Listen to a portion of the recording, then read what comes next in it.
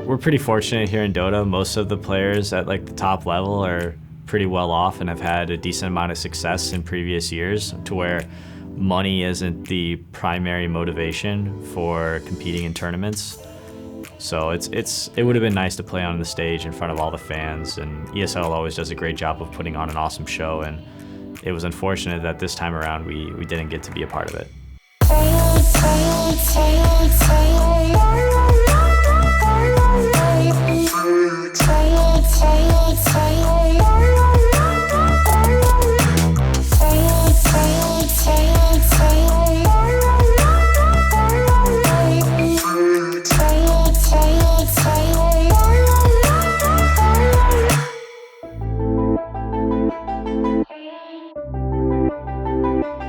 Fata and Ace were a package deal. They played with Team Secret last year, and they were both leaving that team and were looking for opportunities elsewhere.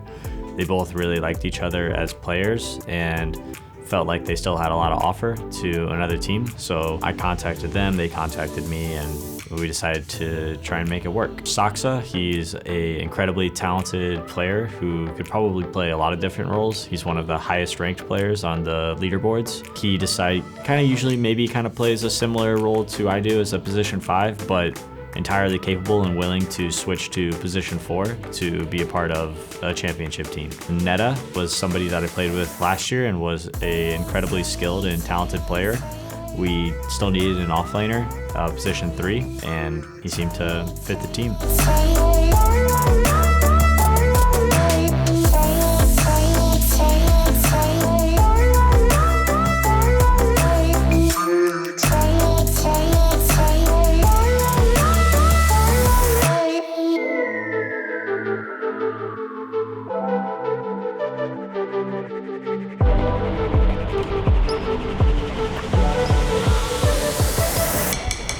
Before ESL Hamburg, we came out to Landskrona, NiP's training facilities, to practice as a team in just kind of like a boot camp location. And it would also just be like a really easy flight and travels to Hamburg.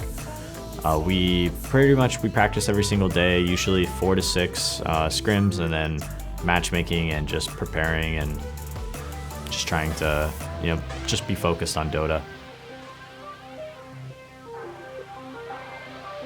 The first day when we played against Team Aster, I didn't really know what to expect from them. Only thing I heard is that it's probably the strongest team in China, together with the LGD. And I know the players, old school, really good players, so I expect them to be pretty good. They're gonna jump in, they've got the call.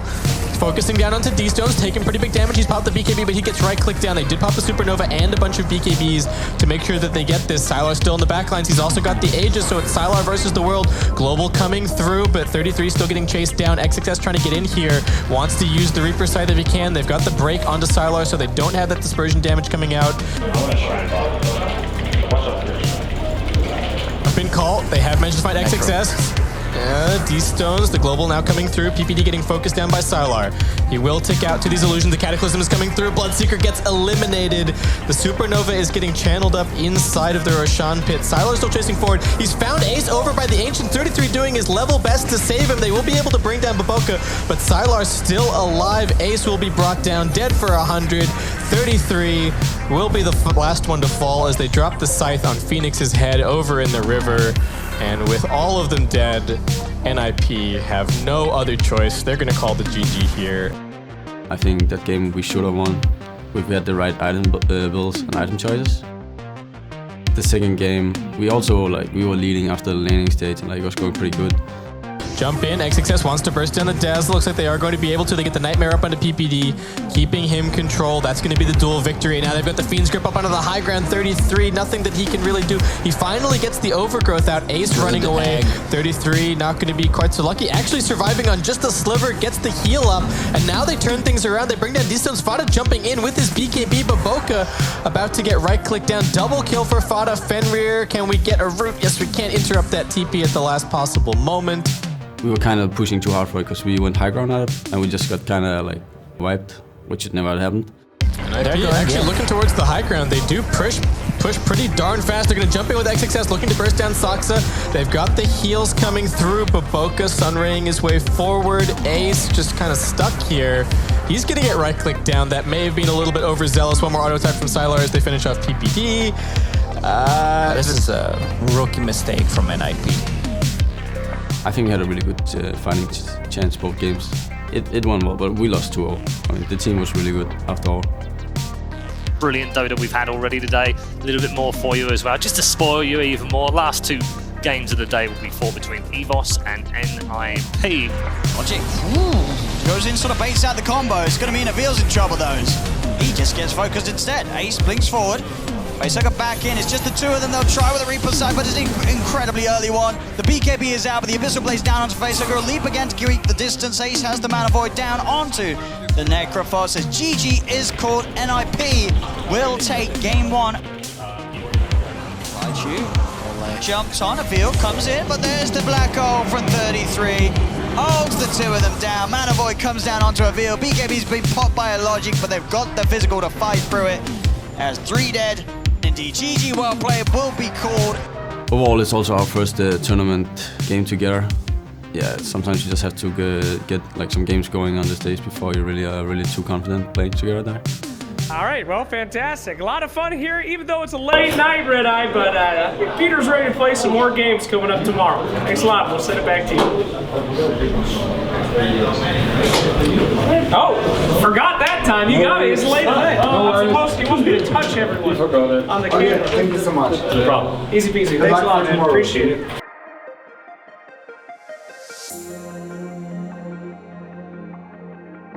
We were pretty confident going into day 2. Played against Forward Gaming.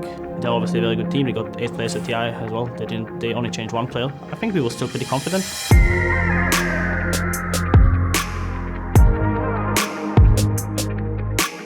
The first game we had like some Broodmother draft, which I feel like we had this a bit outdated idea, and they kind of called us out on it. Like they had this troll mid that we really didn't have an answer for, and they had all these good heroes at fighting, and then the moment fight starts, they just group up together. I think we were just pretty much outdrafted that game. Okay, 33's picked it up. He's got it. Oh, but Universe! He's in! 3-man Hootstop! Can they kill off the burst on the Morphin? Time they can! They get the Morphling! They're on top of another target. The Blame's not going to protect Fata, and Fata's gone as well! The cheese was a trap! I see very little ways of NiP getting themselves back in this game with the way that Forward's playing, and they're going for more. There's no buyback available on Fata. There's no buyback available on 33. They've got a fortification, but the pushing power with Resolution is going to be incredibly quick. PPD, Ace, and Saksa, they're the only people that can try and hold them off, and I don't think they can. As Forward Gaming in this game 1, storm forward. Ace will try his best, goes forward with the Graves there. They have the stun again. Universe just comboing down the Morphling as they surround the Ancient, and Arrow holds Ace back at the base. GG is called. The Ancient falls. The second game went really well for us. We just had a better draft. We kind of backed away from the Broodmother idea, and then everything went pretty smoothly that game. They need to kill this Prophet now. I've got the setup. Good block off from MSS with the Fisher as they move in. 33. He is trapped here. I don't see any sort of escape. He's got the stick charges. He's running. He's got the Sprout. In fact, he's going to kill Excalibur. Oh, with the Fairy Fire, is he going to get out? He's sort of trapped himself in, but the Micro, he can separate himself from MSS. Mango Fisher. And he's going to push back. MSS is in trouble. The Sprout's back up. The Infused Ranger blocking the Fisher. Man. 33. What a play. Excalibur has respawned, TP's forward, but they can't push them off of these barracks. Resolution, he does try his best, his hardest with the Blade Fury, but he's a juggernaut at the end of the day. The Silent Saksa with the combo comes through. Excalibur, he's going to fall as well. GG is called, and NiP taking game 2.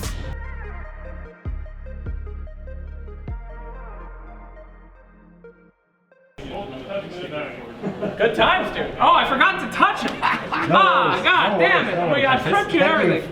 Nice work. Thank you, sir. If you lose lanes against Virtus.Pro, they're really good at taking over the map and just securing the win really dominantly and really early. I think that's a big point where we have to improve on, especially against that team. One with the Linkers put on top will jump in. They've caught a couple. 3-3 Saksa, both buy back immediately after dying. Fata forced back to the fountain though, as this tower will it's get out time. Drop to half health.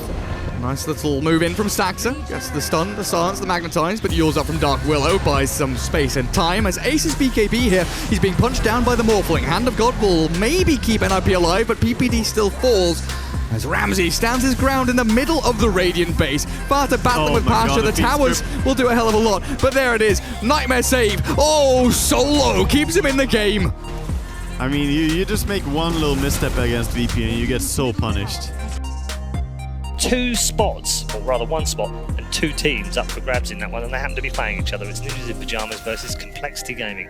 They go head-to-head in our next game. Oh, they can't afford to lose Scam at the start of the fight, though. There's the jump. Global Silence comes down. He tries for the Manta, but the light strikes there. They force him back. They can't let Scam fall, but he's being focused by Ace. Scam's down. He's got the buyback and haunt potential. So maybe Cole can look for a chance to turn. There's the jump. Envy comes in. Echo Slam Fisher as well. Buyback haunt. They're on top of Ace. They've got themselves the Arc Warden. They'll turn now towards Fata. Another bash from Scam comes out. Double kill for Scam. Heading over towards PPD, and that's the play.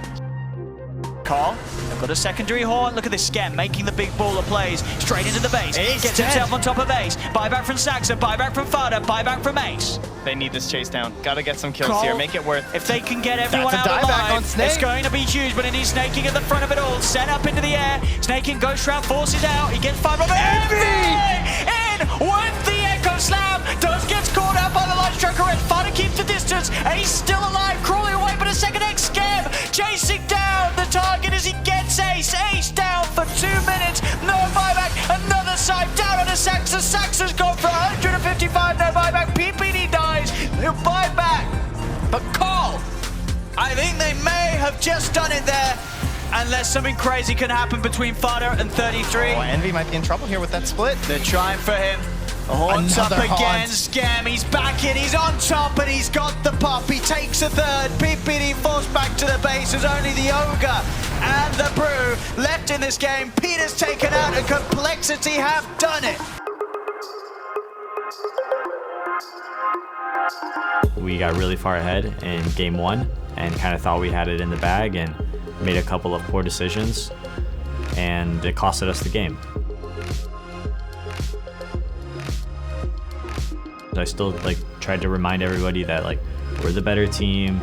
We've beaten these guys a million times. We've beaten teams much better than them a million times, and we just need to play our game, and we should come out on top. And unfortunately, I think Complexity maybe played their best game in the tournament. Cole pushing onto the tier 4s. Jump forward from Snaking. Limp as well, he's in. They've got the grab once again with the lasso. Scam's on top of Ace. Ace tossed up. No buyback for the Terrorblade. Wow. Dead for 150 seconds. GG is called. I called it.